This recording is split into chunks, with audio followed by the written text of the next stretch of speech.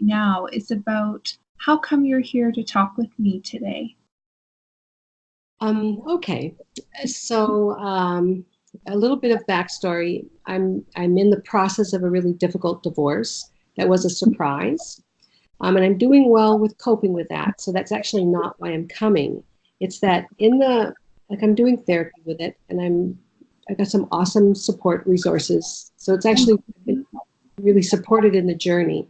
But Mm-hmm. this week, I was having a meal with my oldest daughter, who's had her 36th birthday this week, and she just kind of out of the blue said, "Oh, hey, I was asked by this guy at work to meet for coffee," and I thought, well, why not? Like we've been talking over the last couple of weeks about Mm-hmm. the idea that maybe each of us is ready to begin looking for romantic partners.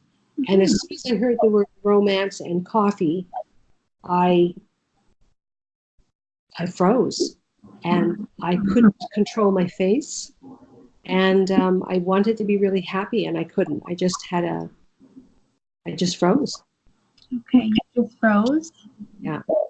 And I would like to, I'm worried that the freezing means I can't support my daughter the way I'd like to, but also the freezing meant like it was a very physical experience. And I thought, I didn't realize I had this much panic about the idea of dating.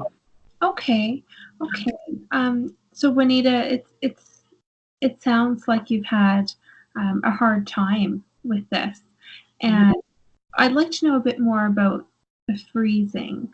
Kind of walk me through what freezing felt like for you. Okay. So we were having sushi and I was feeling very relaxed and happy. And my daughter leaned in the way she did with a physical movement, that I know means she's going to tell me something, juicy that she wants me to know. And my heart lifted up and I thought, oh, I love her stories. She often tells me the most amazing stories from work. And then when I realized she was talking about a man and coffee and romance, I froze Mm-hmm. and I went wordless. And I couldn't make my face smile the way I would like to. Okay. Okay. So you went wordless? Yes. Mm-hmm. Tell Yeah, me. it was a check. Oh, I'm sorry. Tell you more. Yes. Sorry. Tell me more about being wordless. Wordless. It's because of the wordless it comes back. Like the panic is back right this moment, and I'm feeling wordless right this moment. Okay. It's as if an ice cube moved into my body and sat from my belly all the way up to my forehead. And it holds my throat and it makes it difficult to breathe. And it is very, very cold in my belly. Okay. Cold in your belly? Yeah, very cold. And with it comes no sound, just a sense of horror. And that's too much. Like it's just coffee. Okay. That's too much of a response, I think. Okay. And what makes you think that that's too much of a response?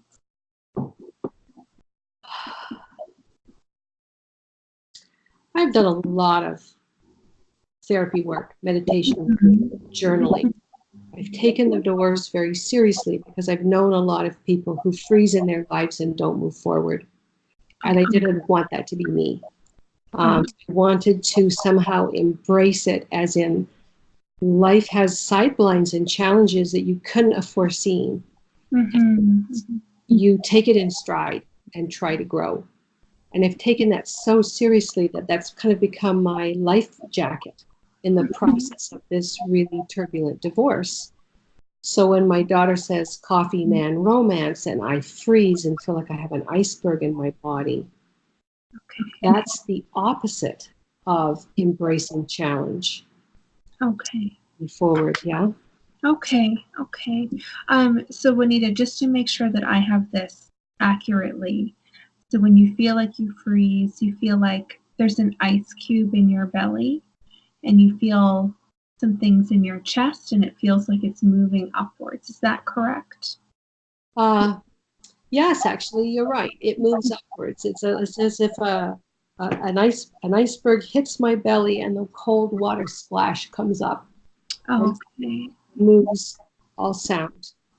And all being able to move forward, like take a breath and make another sentence. And because I have learned, take a breath, move to the next second, take the next thought, the next feeling. And if you keep moving, I won't remain frozen. This is a frozen feeling. Okay. Okay. All right. So you're feeling frozen. I Yes. think I have an understanding about how you're feeling. You've done a great job describing to me how your body feels. What I'd like to know now is right before you had these feelings, I want you to think about what thoughts were going through your head. And so, what I want you to do, Juanita, is to imagine if we had a spotlight and we were going to put that spotlight on your thought. Mm. What would we see or what would we hear? Ah! Just a scream. Just a scream? Terror, yeah. Okay. And then behind it, no, no, no, no, no, no, too soon, too soon. Men are dangerous. Okay. No, men are not dangerous. Some men are dangerous. Some women are dangerous. Some people are dangerous. I don't like this global thinking. Okay. Okay. Tell me more about those thoughts. Thoughts of it's too soon, and it's men are dangerous. Yeah. Okay. Okay. Yeah, that makes me feel very sad. Okay. Okay. All right. So, Juanita, I think that you've handled yourself very well in that situation, despite having some thoughts that you've described to me as quite fearful, and thoughts around men and the fact that men are dangerous. So, despite having those thoughts and those feelings, it does sound like you've handled the situation very well. Has this ever happened to you before? Yeah. Yeah. When he told me that he wanted a divorce, it happened for sure. Okay. Yeah. And I'm pretty aware that since that day, my like flight, fight, freeze is very highly activated. Okay. Usually I handle it really well. So to me, my sense of connection is that I I guess I'm not ready for my daughters to be looking at romantic partners. Okay. That's not my preference. That's not my preference at all. Okay. So it sounds like you're not ready for your daughters to be seeking out or being involved in romantic relationships. Yeah, and that's actually the opposite of how like I thought I was feeling. I thought Mhm. I had a fairly sophisticated awareness that this is my pain and that's their pain with it's their mom and their dad and what does that mean for their relationships. But it's my divorce. It's not, you know what I mean? It's I wouldn't want this to change anybody's willingness to live their life fully. Okay. And so if somebody, and I don't care if it's a man or a woman, I actually don't care if my kids are straight or Mhm. multifaceted, it's fine. Mhm. It's, I'm surprised with the intensity that I don't trust romance. I don't trust beginning relationships. Okay. Okay. Okay. So, Juanita, you're saying that you're having some feelings and thoughts around the beginnings of relationships. And I want to talk a bit about the reason why this is a problem. And so you've told me a lot of things so far. I don't want to guess at any answers. And so what I'd like to ask you is describe for me the reasons why these concerns are a problem. I think because it's like my mess is spilling over into a daughter's life. Okay. When what I would prefer would be to contain it to some degree. And I think that that's probably crazy because I think I feel that my feelings are understandable, to be paranoid, to be frightened. This makes sense in a difficult divorce.